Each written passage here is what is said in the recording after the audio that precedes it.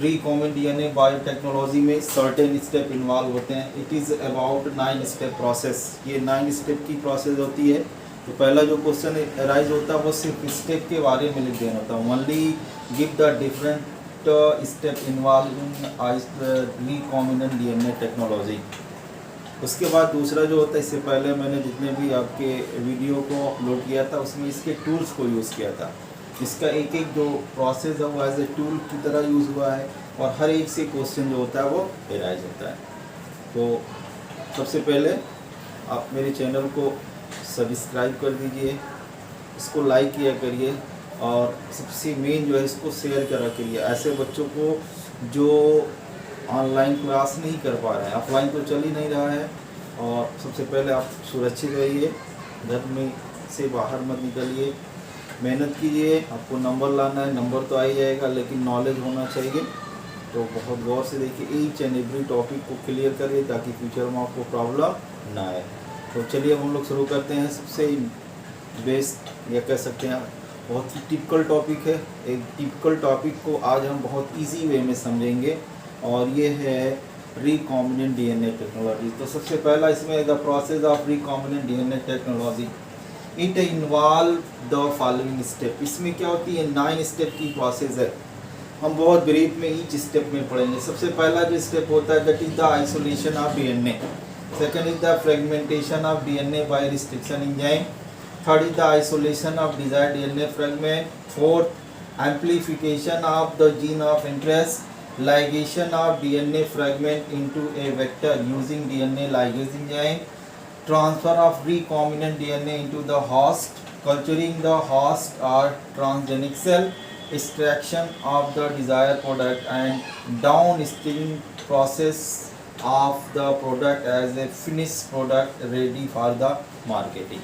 अब इसमें सबसे पहला जो टॉपिक होती है, पहला जो स्टेप होता है उसमें हम स्टडी करेंगे that is the isolation of DNA. DNA को हम कैसे आइसोलेट करते हैं, इसकी जो सिंपल मैकेनिज्म होती है। सबसे पहले हमारा जो टारगेट होगा या सोर्स होगा, कौन सी सेल हमको ले रहे हैं। अब सेल हमें हो सकता है, सबसे पहला जो आपका हो सकता है बैक्टीरियल सेल हो सकती है।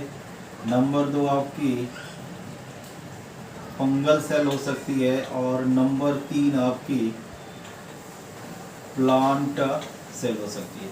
हम इन तीनों में से किसी से भी डीएनए को लेकर के उसको एज ए रिकॉम्बिनेंट डीएनए में कन्वर्ट कर सकते हैं। तो सबसे पहले जो ज़रूरत होती है कि हमें डिज़ायर डीएनए की ज़रूरत पड़ती है।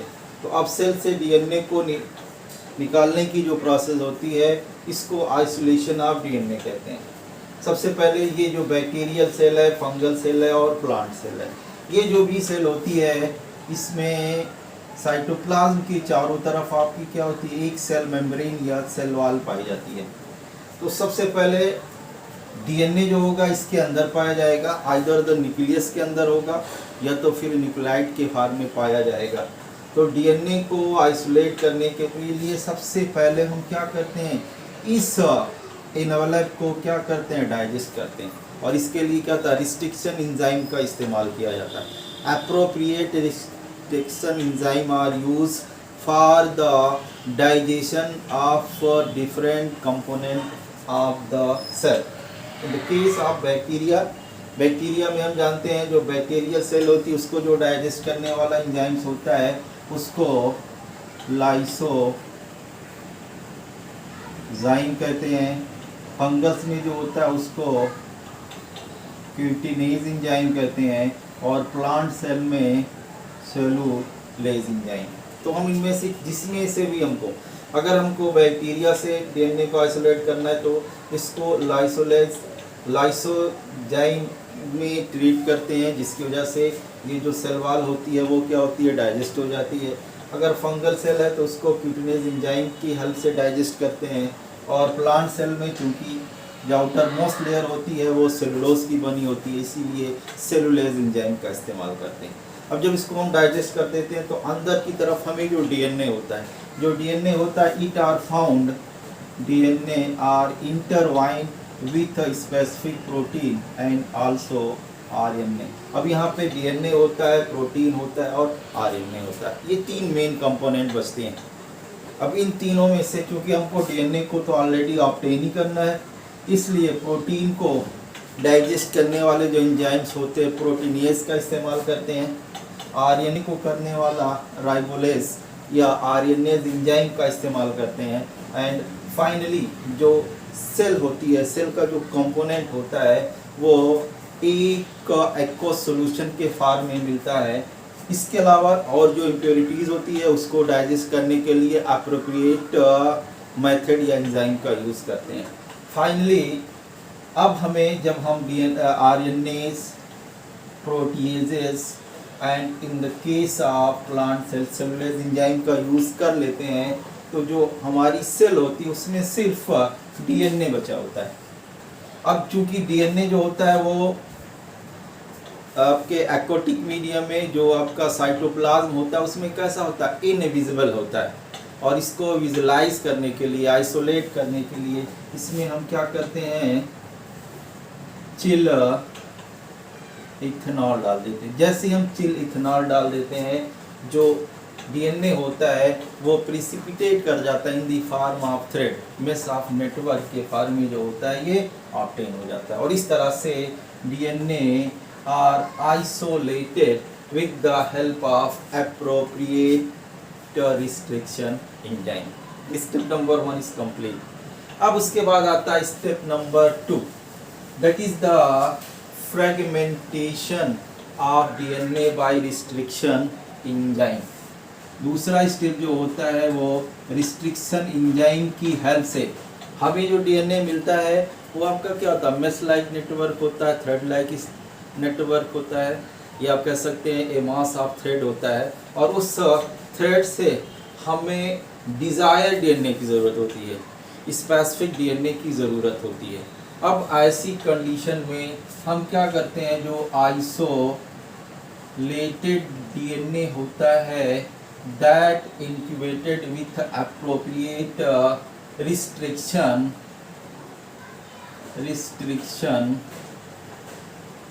इंडोन्यूक्लिएजेस एंजाइम। ये जो रिस्ट्रिक्शन इंडोन्यूक्लिएजेस एंजाइम होता है डीएनए में स्पेसिफिक साइट जहाँ पर हम कह सकते हैं जिसे रिकॉग्निशन साइट होती है, वहाँ पर ये एक्ट करता है, वहाँ पर ये वर्क करता है और डीएनए को जो होता है वो क्या कर देता है, फ्रैगमेंट में तोड़ देता है।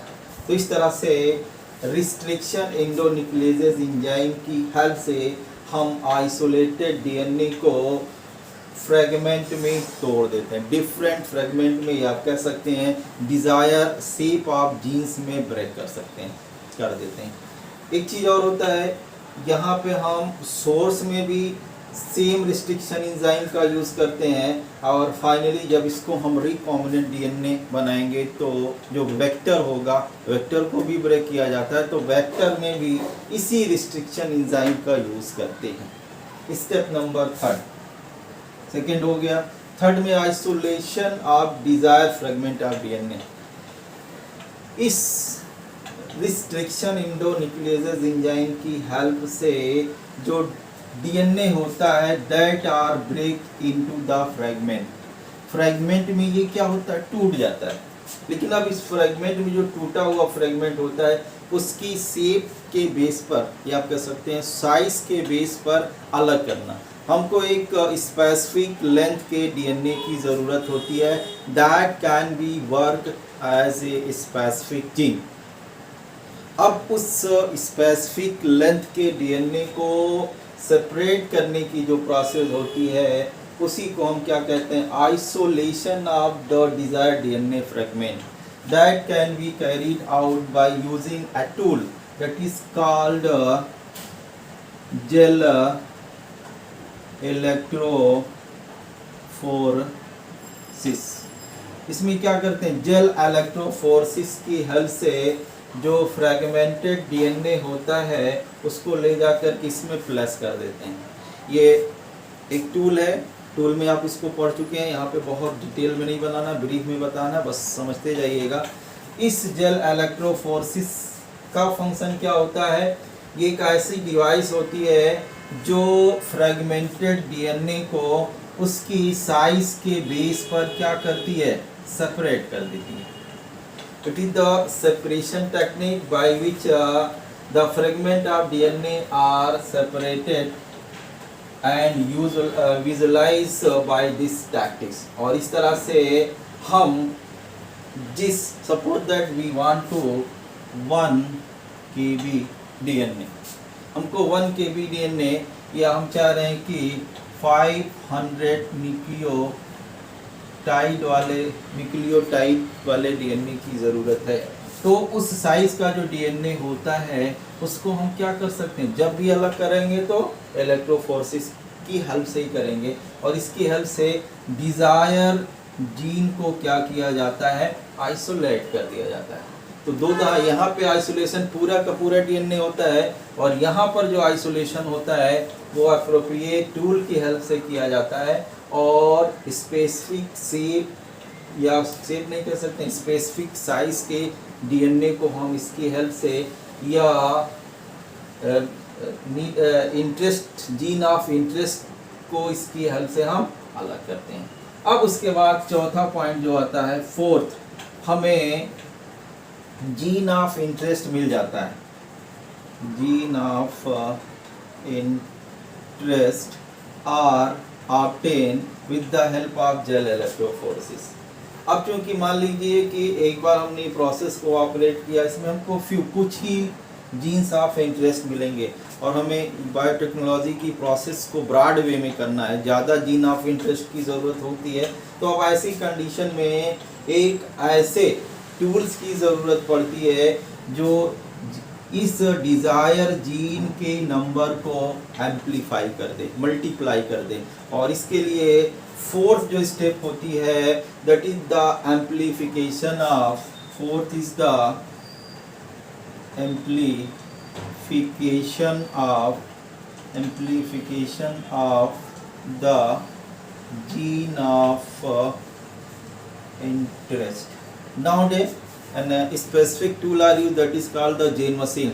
आजकल जीन मशीन का इस्तेमाल होता है, लेकिन in basic, in 12th standard you can use the for the amplification of gene of interest and tool are use that is called PCR, polymerase chain reaction. ये भी आप पढ़ चुके हैं। एक ऐसी प्रैक्टिस होती है जिसमें जीन ऑफ इंटरेस्ट की मल्टीपल कॉपी बहुत ही शॉर्ट पीरियड में, आप कह सकते हैं कि एक साइक्लिक प्रोसेस होती है, और एक साइकिल कंप्लीट, 2 साइकिल अगर ये कंप्लीट होती है तो एक डीएनए फ्रेगमेंट से 8 DNA fragment gene of interest बन जाता है। और अगर ये 30 टाइम PCR को अगर हम 30 टाइम ऑपरेट कर दें तो 1 million copy of gene of interest जो होगा वो हमको मिल जाएगा। तो इस तरह से PCR क्या होता है ये आप पढ़ चुके हैं, ये अलग से टूल में पढ़ेंगे, यहाँ पे जब भी एक्सप्लेन करेंगे तो टूल की हेल्प से कर देंगे। तो 4 स्टेप हो गया कि multiple copy of gene of interest, not the cloning, बल्कि उसकी एम्पलीफिकेशन, उसी तरह के a large number of gene of interest are obtained with the help of another tool used that is called PCR. उसके बाद आता है 5th स्टेप। अब हमें क्या होता है कि एक चीज तो हमें जीन ऑफ इंटरेस्ट मिल गया। अब ये जीन ऑफ इंटरेस्ट जो होगा इसको हम क्या करेंगे, रिकॉम्बिनेंट डीएनए टेक्नोलॉजी में इसकी मल्टीपल कॉपी या इसको ट्रांसफ़र करने के लिए क्या किया जाता है, वेक्टर की ज़रूरत होती है। वेक्टर क्या होता है, वो सी जैसे कॉपी को, मल्टीपल कॉपी को ऑब्टेन कर सके। इसलिए जीन ऑफ इंटरेस्ट को हम वेक्टर के साथ जोड़ देते हैं। और इसके लिए हमें क्या करना होगा कि जो वेक्टर होगा उसको लेंगे और जीन ऑफ इंटरेस्ट को लेंगे, और इन दोनों को लेने के बाद suppose that this is the vector, अगर ये आपका वेक्टर है और ये आपका जीन ऑफ इंटरेस्ट है, तो सबसे पहले वही यहाँ पे हम क्या करेंगे, जो यूज़ किए थे isolation of DNA of the desire fragment. यहाँ पर भी आपका क्या करेंगे, स्पेसिफिक रिस्ट्रिक्शन एंजाइम का यूज़ करेंगे जो इसको क्या करेगा, इस तरह से ब्रेक कर देगी, वो आप डिटेल में पढ़ चुके हैं। और इस तरह से जीन ऑफ इंटरेस्ट को ले जाकर के यहाँ पर क्या करते हैं, जोड़ देते हैं। और ये प्रोसेस कहलाती है लाइगेशन। लाइगेशन का मतलब टू एडिंग, जोड़ देना। और इसके लिए जो एंजाइम यूज होता है वो कौन सा होता है, DNA ligase enzyme. In general अलग अलग तरह के वेक्टर का यूज होता है, वैसे आप जानते हैं in reference to the bacteria. Bacteria के केस में आपका क्या होता है, प्लाज्मिड का यूज होता है। उसके बाद आर्टिफिशियल ईस्ट क्रोमोसोम का भी यूज़ किया जाता है, आर्टिफिशियल जो आपका होता है। इसके बाद आपका क्या हो गया, बैक्टीरियल क्रोमोसोम का भी यूज़ किया जाता है। उसके अलावा डिसआर्म जो पैथोजेंस होते हैं, जो वायरस होते हैं, उनका भी जो रिट्रोवायरस हो गए, उनका भी जो यूज़ होता है एज ए वेक्टर की तरह होता है। But in reference to 12th standard here only the process of recombinant DNA technology are based on the basis of bacterial recombinant DNA. तो बैक्टीरिया के केस में अगर हम आते हैं तो यहाँ पर जो यूज़ होने वाले वेक्टर होते हैं उसको प्लाज्मिड कहते हैं। और नाउ डे डिफरेंट टेक्निकल आप कह सकते हैं biotechnology, artificial biotechnological plasmid are available that can be work as a cloning vector. एक टर्म और आएगा, पढ़े थे आप, क्लोनिंग वेक्टर। अगर ये वेक्टर जो होंगे मल्टीपल कॉपी बना लेते हैं होस्ट बॉडी के अंदर, तो ये आपका क्या कहलाते हैं, क्लोनिंग वेक्टर। अब उसके बाद जैसे ही हम ये प्रोसेस, इस प्रोसेस को ऑपरेट कर देते हैं, यानी कि हम क्या होते हैं, प्लाज्मिड के अंदर जीन ऑफ इंटरेस्ट को क्या करते हैं, इंट्रोड्यूस कर देते हैं। तो अब इनको होस्ट बॉडी के अंदर पहुंचाने की ज़रूरत पड़ती है। और this step is called the transfer of recombinant DNA into the host. Transfer of recombinant into the host. अब इसके लिए भी क्या होगा, क्योंकि होस्ट से 3 तरह की होती है। सबसे पहला जो है वो आपकी बैक्टीरिया, नंबर 2 आपका हो जाएगा एनिमल, और नंबर 3 जो होगा वो आपका क्या होता है, प्लांट होता है। इसके लिए भी क्या होता है, 3 अलग अलग टैक्टिक्स का इस्तेमाल किया जाता है। बैक्टीरिया के लिए बैक्टीरियल सेल के अंदर सबसे पहले जो बैक्टीरियल सेल होती है उसके अंदर प्लाज्मिड को इंट्रोड्यूस करना होता है। तो ऐसी कंडीशन में इसको एक प्रोसेस आप टूल में पढ़ेंगे, this is called the heat and shock method. एक बार इसको क्या किया जाता है, 42 डिग्री सेंटीग्रेड पर बैक्टीरियल सेल को 42 डिग्री सेंटीग्रेड पर ले जाया जाता है। उसके बाद फिर क्या होता है, 0 डिग्री सेंटीग्रेड पर लाया जाता है, फिर 42 0, और इस तरह से चिल इफेक्ट किया जाता है। तो जो बैक्टीरियल पोर होती है, बैक्टीरिया के सेलवाल में जो पोर होती है, उससे ये जो आपका रिकॉम्बिनेंट प्लाज्मिड होता है, ये क्या होता है, इसकी सेल के अंदर चला जाता है, और इसे हीट एंड शॉक मेथड कहते हैं। So in the case of bacteria the plasmid or recombinant DNA are introduced by heat and shock method. उसके बाद आता है in the case of plant. Plant की केस में एक दूसरी टैक्टिस यूज होती है जिसे हम माइक्रो इंजेक्शन कहते हैं। इसके लिए स्पेशल किट का इस्तेमाल किया जाता है, माइक्रो पिपेट होता है, और उस माइक्रो पिपेट में रिकॉम्बिनेंट डीएनए को लेकर के सीधे सीधे प्लांट के न्यूक्लियस के अंदर उसको इंट्रोड्यूस कर दिया जाता है। नेक्स्ट आता है प्लांट। प्लांट के केस में क्या होता है कि जो रिकॉम्बिनेंट डीएनए होता है उसको गोल्ड और टंगस्टन, ये सबसे इनएक्टिव मेटल्स होते हैं, इनके इसको रैप किया जाता है और एक टैक्टिस का यूज़ किया जाता है जिसे जीन गन या बैलिस्टिक गन कहते हैं।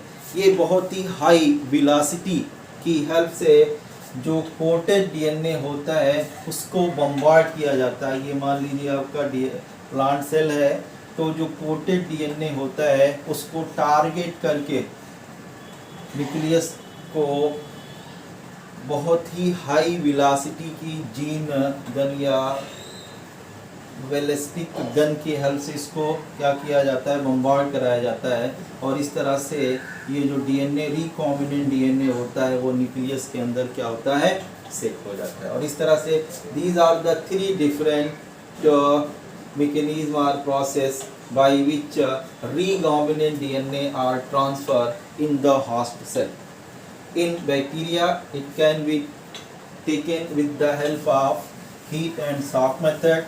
In the case of animal, it can carried out by an specific process that is called microinjection, and in the case of plant, it can carried out with the help of ballistic gun or gene gun.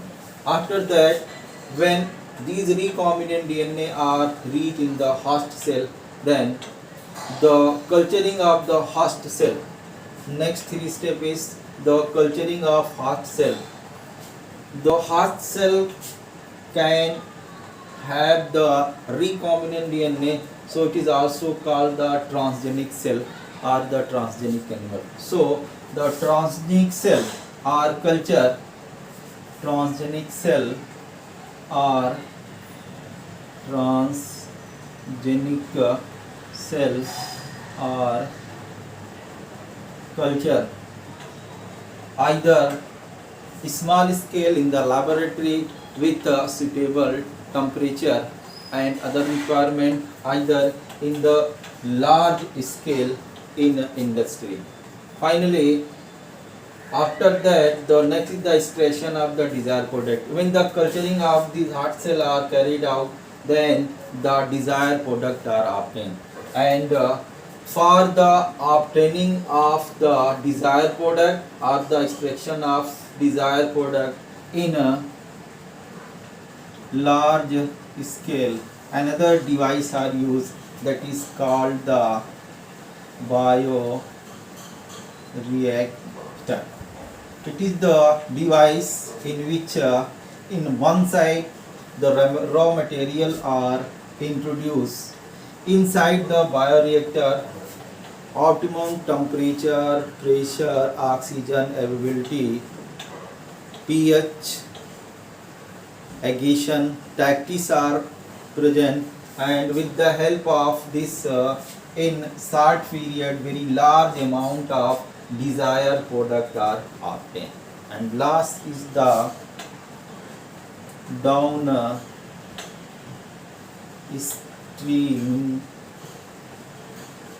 process. When the desired product are obtained, then a series of processes are operated. First, the testing, quality control, packaging, wrapping, and finally when these are ready for the marketing, all these processes come under the downstream process.